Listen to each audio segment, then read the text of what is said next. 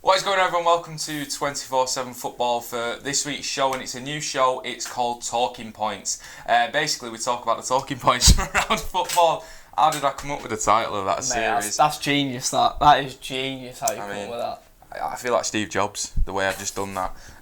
So we're just going to be going through the talking points of pretty much English football, but a bit around global football as well. And we've got Ben with us today. Hopefully we have Ben throughout every episode, really, but he's quite expensive to get. So if it's in the budget, I'll be here. If it's in the budget, yeah. But welcome. If not, you'll have Tom instead. Don't fire shots at Tom. I'm doing a Michael Owen. I'm firing some shots. Yeah, so this week, Michael Owen and Alan Shearer have just been, laying into each other. They're going to come to blows soon. There's been racism storms, Bury FC, whether they will be allowed into the EFL again, who's going to win the Premier League, and there's also been a lot of stuff with VAR as well. So that's what we're going to be talking about today. So we'll start off with number one, which was, it was actually the Premier League race, and it doesn't look like Liverpool are going anywhere, does it, Ben? No, not at all. Got off to a fantastic start, as we expected them to. Obviously Manchester City close behind them as well, so yeah, it looks like a fantastic title race again, but I can only see it being a two-horse race, unfortunately, this season. So yeah, it'll be interesting to see who picks up the results in the next few games. Last season Liverpool lost it with 97 points, City won it obviously with 98.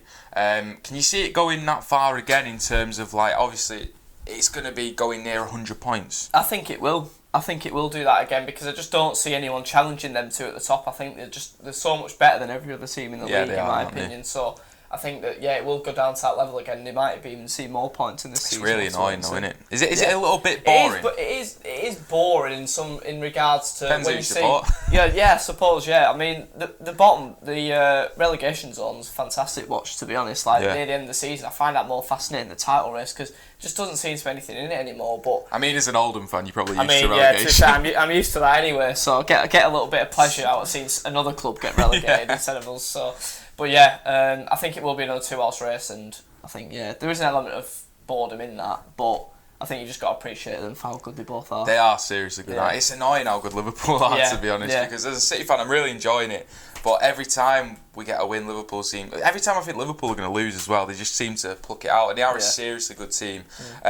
Where do you think it's won and lost this year? For me, I think City's injury problems are mounting up. And Liverpool just get so lucky with injuries. Yeah, but then again, I think you look at the squad depth that Liverpool have, I'd say it's far away from what Manchester City have. If one of that top three got injured for Liverpool, do you think that would be a major blow? To be fair, I think when Origi came in, he did really well. But I think if you look at someone like Mane getting injured, I just think that they're going to miss him so much. But then again, you look at Manchester City, the centre-back problems. I think there's rumours in that they're going to bring a centre-back actually in January, because they're worrying about that position now after Laporte's injury the other day. So couldn't afford it in the summer, could we? No. That obviously ain't got the financial backing that you need to bring someone in. It's a shame. I mean, City are just poor. It's just poor, mate, from 1 to 11. But I think it will come down to that sort of thing, injuries, The big games as well, obviously, against Tottenham. What do you think of that game? Well, we'll get on to VAR a little bit later on. Yeah. We battered them. City absolutely battered Tottenham. They murdered them. But at the end of the day, that's if you want to win a Premier League title, you need to... Yeah, exactly. But like I said, we will be getting onto VAR. But I think, the big games, you're right. I think the smaller games will have an impact as well. Liverpool dropping points against West Ham, us losing to Newcastle last season. I think it is an element of you've got to put your points up against the small teams. But when you're getting 98, 97 points, there's nothing really you've done wrong. Yeah, you've done that all season. So I think, I think the smaller teams will get brushed aside as usual. If Liverpool take a cup seriously as well, FA Cup, Carabao Cup, as well as Champions League, Premier League, do they have the squad depth to sustain it on all four fronts? It's going to be interesting to see if Ryan Brewster gets some starts and a few of the other Liverpool, squad fringe players. But I was surprised, I don't know if you heard about Harry Wilson going to Bournemouth. Particularly when we talk about squad depth, and he's doing really well. Yeah, exactly. I scored a fantastic free kick the other day. Oh, it was a worldie, wasn't it? It was an absolute worldie. I think he showed for Derby County that he's got a lot of ability. And I was surprised as well. I didn't think they'd let him go on loan either. I thought they'd definitely be looking at a permanent fixture of the transfer if they are going to get rid of him. 2 goals already for Bournemouth. Yeah, exactly. So if you look at that, like you said, but then I think of Klopp in cup competitions, I think it doesn't really take them seriously anyway. Obviously, won the Champions League, so slightly contradictory. But yeah, you are right. Yeah, but I know what you mean. Domestic cups. Yeah, domestic cups. I think he'll just play squad. Just like 2-bit teams. Yeah, I think so. But Harry Wilson would have been one of them players that if Salah, Mane, Firmino gets injured, I feel like he could have made some contribution, even from the bench. But yeah, I was surprised as well. But yeah, it's going to be fascinating to watch it throughout the season. But who do you think will win the Premier League at the end of it? I think Manchester City will win the Premier League. I think you'll be happy to hear that. Just based purely because of what we said about the squad depth. I think they've got so much strength in each position. Started brilliantly as well. Obviously, just slipping up against Tottenham. So yeah, I think they'll easily go on to win it this season. I don't think it'll be easy. I want to say City will win it, but I just feel like it's Liverpool's time. I just don't want them to though. It's pretty easy for me to say that as a City fan, isn't it? But it's going to be really difficult. It's going to be so difficult to see if City can do it on the Champions League stage as well. It's going to be an interesting one as well. But look, I'm here for the ride. It could be worse. Could be a Man United fan. So we're just here to enjoy it. It's very true. So we'll get on to our next one, number 4, and that was Michael Owen and his new book. He's caused a bit of a storm, hasn't it? Yeah. He's called out Alan Shearer.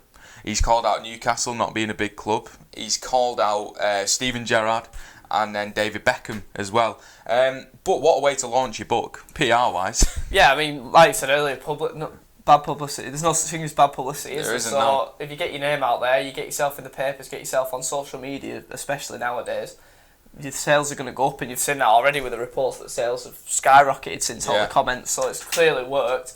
It's nice to see him have a bit of personality in it, a bit of an opinion on things. Michael. That's a nice change. Yeah. But yeah, I think it just seems a bit desperate. I think it just comes across a little bit desperate that he's had a career as a professional footballer, a fantastic career nevertheless.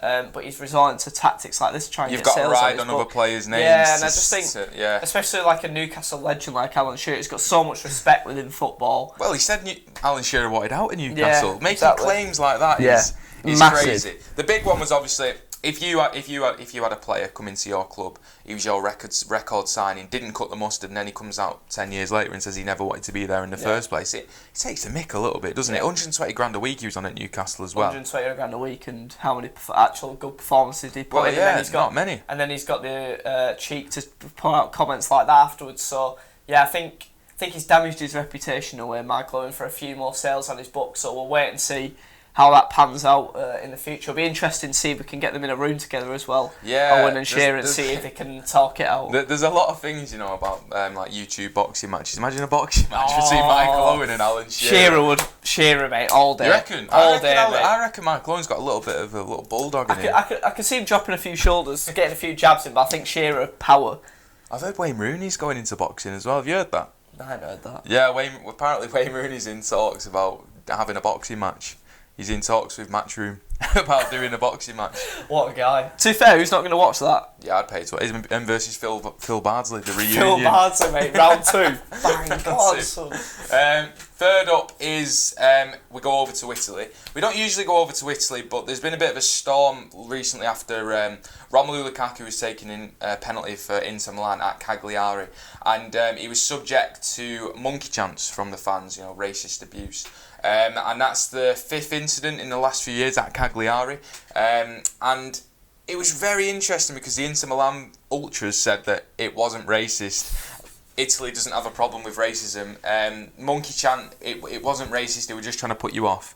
That is pretty much just like saying, oh yeah, we only threw the banana for him to slip on it. Do you know what I mean? Like Mario Kart. Yeah, it's pathetic, isn't it? Like, how can your own fans come out and say it's not racist?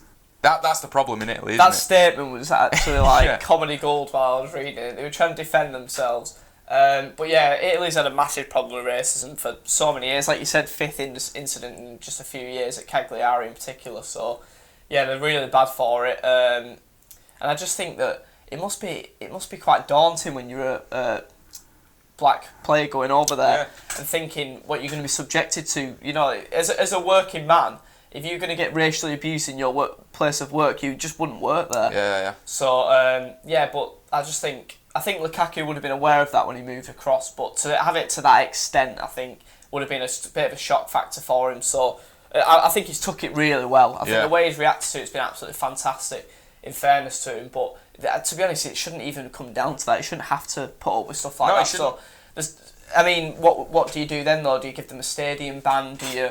deduct points from them. That's where the Italian FA need to come in and actually make some actions, because they've got away with it for so long, and the fact they can still get away with it now and release ridiculous statements like that with no consequence just says to me that the Italian FA don't see it as a problem themselves. Yeah, when we did the lives in the game with Adam Digby, the Italian sports writer, he said it's not, and he's got a point, it's not a football problem, it's a society problem. And Italian society has got racist values. It's just one point of it, and it doesn't reflect well on Italy as a nation, to be honest. There's so many cases of racism and football violence as well when you go over there, and how do you stop it? You've got to start from the top at the government level. Absolutely. And he said they're not interested in solving it. But in the same point, we can't say that it's just Italy, because in England, I don't know if you saw, the Huddersfield got fined £50,000 for their Paddy Power.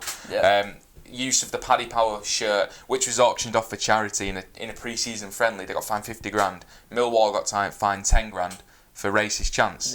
So I think they're both as bad as each other in some ways. It seems like it's just society as a whole. We just can't seem to get rid of this scum that splur racist chants at football. And how do you stop it?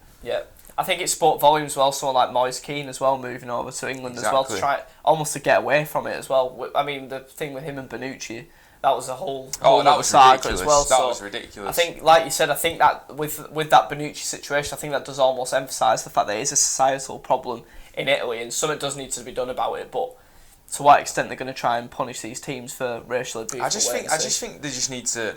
I don't know what you do. Would you increase the fines from a financial point of view? Would you ban them from attending not just one home game, 5, 10, or kick them out of the competition?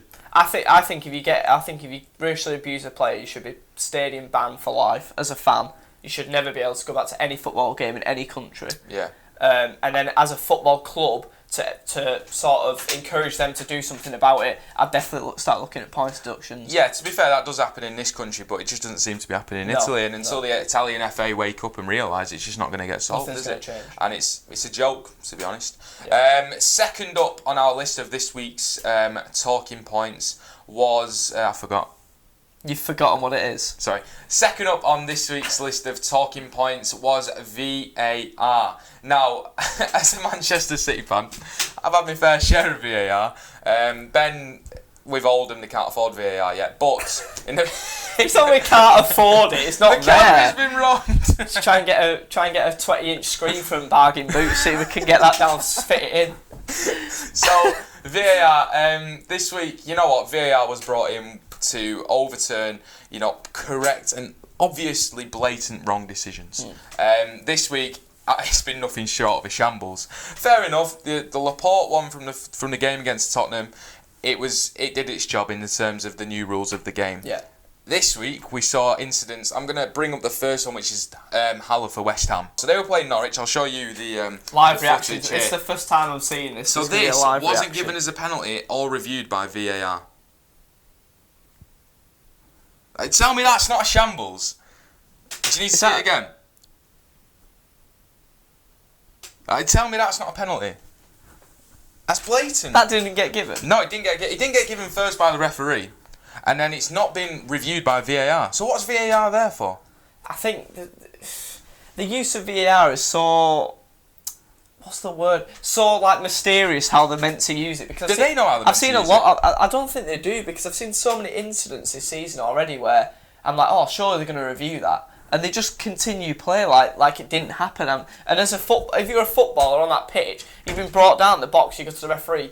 Okay, you've got to check VAR for that. Yeah, and exactly. Nothing happens. It's like, why is it there? I was also wondering if there's an incident in the box and they carry on, the other team goes up and scores, or they carry on for 5 minutes, the ball's in play for 5 minutes, do they then go back 5 minutes later and check it? I don't understand how it's meant to work. No. And if we don't understand, how are the referees meant to understand? Well, that's how it was utilised in the other competitions, weren't it? That they'd go back, and when the ball was next out of play, they'd go back review. We haven't seen one referee go to the screens yet. I think that speaks volumes about their confidence in VAR. I don't think they're not willing to put themselves out there and look at any incidents. The Premier League said it was for clear and obvious errors. If that's not a clear and obvious error, I honestly don't know. To be honest, I think the Jack Grealish one was the worst. Yeah, well, I think that's that what we'll get on to. So ridiculous. you've seen that one, yeah? Yeah, so Jack Grealish, they're going for a 96th minute. equaliser away from home. The ball, Jack Grealish is running. He gets a nudge from the back first, which throws him into Gary Cahill against Crystal Palace. So he passes the ball and then takes a hit from Gary Cahill and goes to the floor. He passes the ball out to Lansbury. Lansbury slots it away. The referee says that Grealish dived after passing the ball. He didn't even appeal as well. That's the thing. Even though it was one, it was a blatant penalty. Yeah, it was. Yeah. 2, it was a fair goal. 3, didn't even appeal for a penalty. Yeah. Outcome. Dive. It's a joke. Free kick. It's a joke, and I'm honestly, Jermaine Genius summed it up. It's the worst footballing decision I've ever seen. It was embarrassing, but the thing is, even though it's the worst footballing decision we've seen, that's where VAR goes, right, now it's not going to be the worst decision we've seen because it's not going to happen because we're going to go, right, no, it was a penalty, or yes, it was a goal. It's a joke, honestly. So, I think the utilisation of VAR, I don't think VAR is bad as a system, it's just not being utilised in the right way. Or even sometimes at all. It was strange. It's such a big... I don't understand this from... You've got me going now. And from a referee's perspective, in a game like that, such a big moment in the game, why would you not want that support where you're like, I'm going to make sure that I've made the right decision? Yeah, exactly. That's what I don't understand. That's why the logic doesn't... I don't understand what's going on. It's a strange one as well because I just don't understand how it can't review that. He said because the referee's already given a yellow card, VAR can't step in. Well, a referee can give a yellow card as a blatant and obvious error. Yeah. So why can't VAR get involved? It's just... there's no point having it if it's not going to be used in the correct way. You are correct. And imagine if it comes down to the end of the season, Villa get relegated by a point. Yeah. What they'll then? Be looking at that. Yeah, they'll be looking at that moment and thinking, Premier League's let you down there, hasn't it? It has, and that's £100 million pounds you're going to be missing out on because of one decision, because of a system that's been put in place that hasn't been used. It's strange that everyone else can see it, but the referee, and the FA, and it's absolutely crazy that the FA come out and bring out these statements and don't just say, yeah, we got that one wrong. You know what, VAR got that one wrong, rather than just defending it and saying that it can't possibly get anything wrong, when we can clear as see as day, it did get it wrong. It's made a few mistakes for it. Well, the system hasn't made the mistakes, has it? The referee and the judicial system has made the mistakes for it. Exactly, yeah. And we can't blame the technology, we can just blame the people using the technology. Yeah, so then we need to get technology to operate the technology. Correct. Robots in, mate. It's like the start of iRobot. Robots in, mate. It's going. Our final talking point from this week was obviously Bury FC. A lot of stuff going around at the moment. The EFL releasing a statement that they're going to review how they let owners through and stuff like that, which is good. That's the reform that was needed. Absolutely. And they're looking at whether to reinstate Bury into League One. Now, Ben, the one thing I'm going to say to you is, because you know a lot more about the EFL than me with Oldham, is it going to entice more people to overspend, knowing that they will be let off and let back into the division? To be honest, I don't think they will be let back into the division. I think the EFL obviously released that statement, giving them a glimmer of hope. But I think should they be allowed back into the division? I don't think they should. I don't think they should. It's sad. I think they could have been saved. I think they had that element of that deadline where there was a chance they were going to be saved, but that didn't happen. And I think if they do reinstate them into the EFL after what they've done as a club, take the fans out of it. The fans are completely innocent in everything. From a fan's perspective, you'd want to get reinstated. Yeah, it must be horrible. But from a government business point of view, if a club or a company overspends that much and then are allowed to be reinstated into an ecosystem, I think that is something that's really dangerous, and that could lead to other clubs overspending. Because we know that Bury, when they were signing players, some of the wages that the players were on were absolutely phenomenal for a team in their division. So if anything, it's not the fans' fault, but the owner has brought it on themselves. And I think that needs to be punished. And then when you're in that much debt, I just don't think there's anywhere back for them. So I think the best course of action for Bury now would be to form a new club, AFC Bury maybe, do a Wimbledon-esque reinstate, come back up into the league. So I think that would be the best course of action for them. I think you are right in terms of, it could entice more clubs to overspend and stuff like that.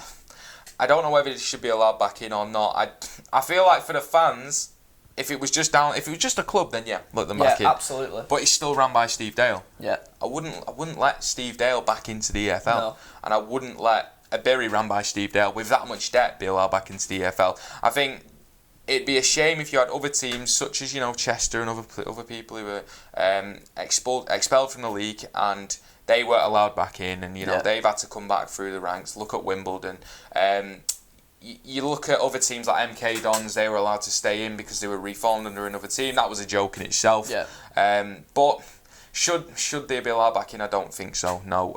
But Bury fans have got to look at it in the fact that it's a new start, like you said. We can form a new club, we can have it our way, move away from Gig Lane, which has just been riddled with debt. And, really have a central Bury hub with the formal link with the council as well. Yeah. And just, build your own club back. But in terms of the EFL, I think it is correct that they do review their fit and proper test and their structure because, it's not their fault that Steve Dale's ran that club into the ground, but they have to take an element of responsibility. It's their fault that he was there in the first place. Yeah, exactly. He wasn't subject to a fit and proper persons test. That's been widely reported for a long time now. The fit and proper persons test is a one-page document. Basically, it just confirming that you've got funds. You don't need to do any test, to prove that you're in there for the right reasons, anything like that. It's just a proof of funds from a business point of view. So that seriously needs to be reviewed, and if that's not like a 70-page document, things like this are going to continue to happen. So I think the fit and proper persons test been so underwhelming and so embarrassing for so long now. The fact that they are reviewing it and they are going to reinstate another version of the fit and proper persons test, I think that's so long overdue. But as always, we do wish Bury all the best, and we do hope we see them back in the EFL. Very soon. Even as an Oldham fan, it must be horrible to watch them go through that. I can only imagine what the fans are thinking right now, but like I said in the past, it's a fresh start, and without someone like that clown in ownership, there's a good chance that they've got a positive future, so all the best to them. Yeah, so we hope you've enjoyed this episode of Talking Points. Hopefully it's going to be a weekly thing now where we just go through the main talking points from around football globally and in England as well. So if you do have any points that you want us to talk about on next week's show, mention in the comments below, or tag us in social media, 247 Football UK on Twitter, Facebook and Instagram as well. Check out our website, 247football.com. Subscribe to the channel, it means a massive amount. We're actually getting more subscribers now, which is good.